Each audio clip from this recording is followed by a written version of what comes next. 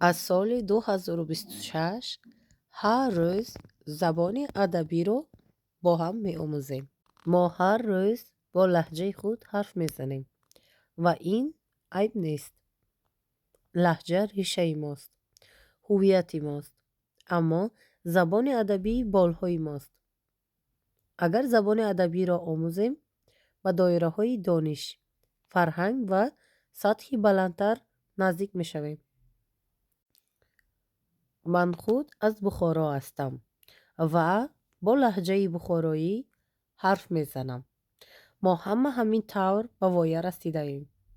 با زبانی که در خانه، در کوچه، در بین مردم استفاده می شود. این لهجه عیب نیست. این هویت ماست. این تاریخ ماست. اما یک چیز است. زبان ادبی تاجیکی زبان کتاب است. زبان علم است. زبان آدمانی که در جامعه جای بلند دارند.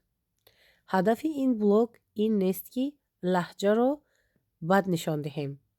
هدف آن است که در برابر لهجه زبان ادبی را هم آموزیم. هر روز یک درس خورد.